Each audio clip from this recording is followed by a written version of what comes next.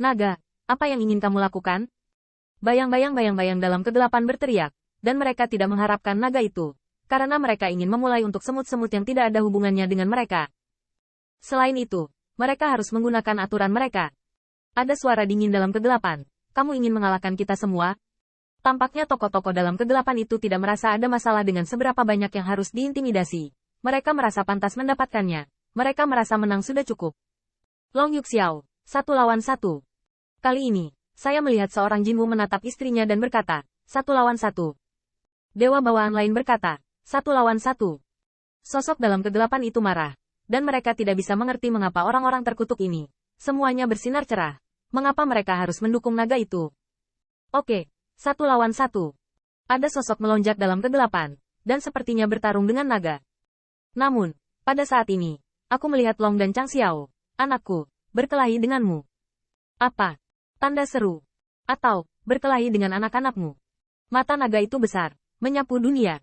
Aku ingin membuktikan bahwa anak-anakku tidak lebih buruk daripada kamu. Mereka juga dapat berdiri tegak. Mereka seharusnya tidak menjadi semut. Banyak tokoh dalam kegelapan tetap diam untuk waktu yang lama, dan tiba-tiba iblis berkata serempak, oke. Kegelapan surut dan para dewa bubar. Long memandangi anaknya dan memberikan keberanian paling maskulin dengan pengajaran paling hati-hati. Saya tidak tahu sudah berapa lama di masa lalu, dan orang itu telah menjadi pemuda tampan. Pada hari itu, para dewa berkumpul. Lawan manusia adalah sosok yang berjalan keluar dari galaksi gelap. Pertempuran itu, dengan kekuatan leluhur Ming yang saat ini, sulit untuk disimpulkan. Namun, sebagai hasilnya, meskipun Qin Yichen sudah dikenal, detak jantungnya bertambah cepat. Orang menang. Men menang. Tanda seru. Men menang. Tuyulan bahkan lebih terkagum-kagum. Orang-orang menang. Menurut persetujuan dewa bawaan, jiwa yang dilahirkan tidak akan lagi menjadi semut. Men, mengalahkan roh bawaan yang terkondensasi di galaksi gelap ketika dunia pertama kali dibuka. Itu manusia, berjuang untuk lusa. Perangi hak untuk bertahan hidup. Demikian pula, itu juga naga dan phoenix. Anak-anak yang diajar sangat luar biasa sehingga mereka akan memenangkan masa depan. Namun, sementara Ziyun dan yang lainnya menatap langit dan bersorak, Qin Yichen merasa bahwa dalam kegelapan, ia memancarkan kecemburuan, kebencian, dan rasa malu. Dan seorang dewa bawaan memiliki pandangan yang kompleks, ragu-ragu untuk waktu yang lama, dan meninggalkan satu sama lain. Setelah dewa kembali ke wilayah itu, dia memandangi anak-anaknya. Dia mengetahui dari mulut naga bahwa orang-orang kecil ini adalah anak-anaknya. Dewa ingin memberitahu anak-anaknya mengapa mereka kuat, bagaimana tumbuh dan bagaimana menjadi lebih kuat. Dan ternyata anak-anak mereka tidak hanya dilengkapi dengan semut pemangsa. Roh yang didapat adalah makhluk berbakat, memiliki darah, dan memiliki kekuatan sendiri. Mereka menjadi kuat. Mereka bukan lagi meteor lemah di alam semesta yang dapat dibunuh oleh meteorit. Bahkan mereka dapat mengangkat tangan dan melemparkan meteorit. Setelah hari demi hari, Heng Feng membawa anaknya kembali ke wilayahnya.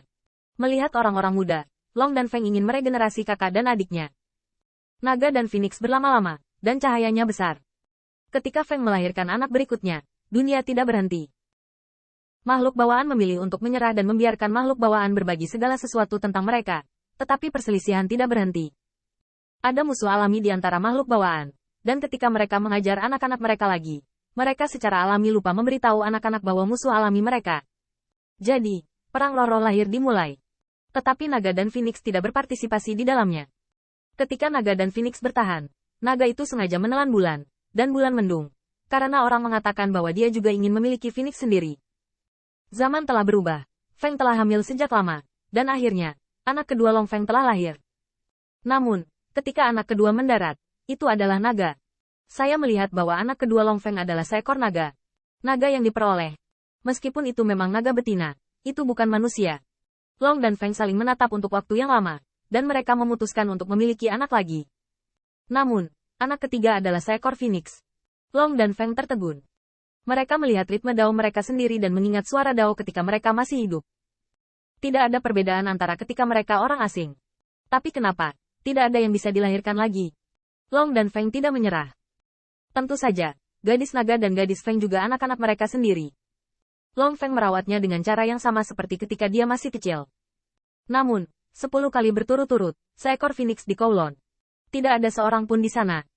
Terlepas dari kenyataan bahwa Jiulong Yifeng juga sangat kuat, kombinasi naga dan Phoenix diwarisi sempurna oleh Dao Yun Daowei. Tapi, bukan orang. Naga itu terdiam untuk waktu yang lama, dan tiba-tiba menggelengkan kepalanya.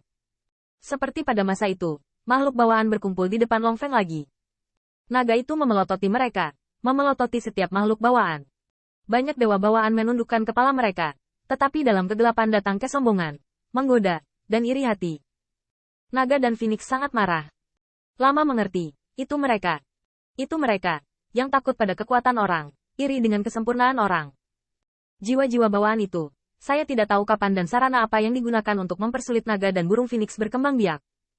Dengan kata lain, biarkan langit dan bumi ini tidak pernah membiarkan makhluk yang begitu sempurna. Surga cemburu. Sisik di bawah leher naga berdiri, yang merupakan tempat favorit orang untuk tidur padanya ketika dia masih kecil.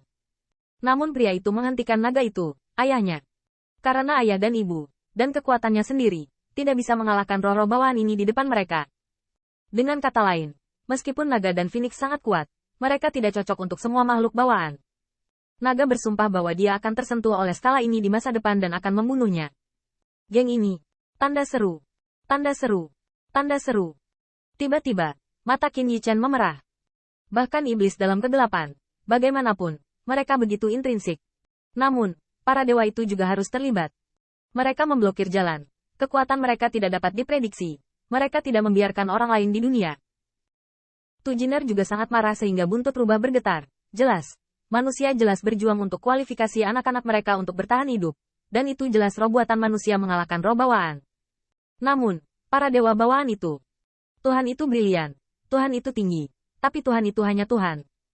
Sebagai orang yang terlahir dengan roh bawaan, dia mengalahkan roh bawaan dan secara alami menyebabkan penindasan roh bawaan. Terlebih lagi, roh bawaan tidak ingin anak-anak mereka kehilangan orang lain.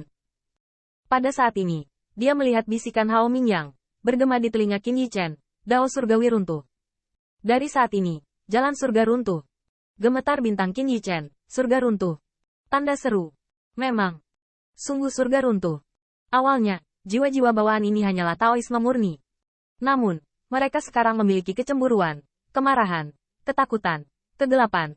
Tentu saja, akan ada balas dendam, dan bahkan lebih banyak lagi dendam.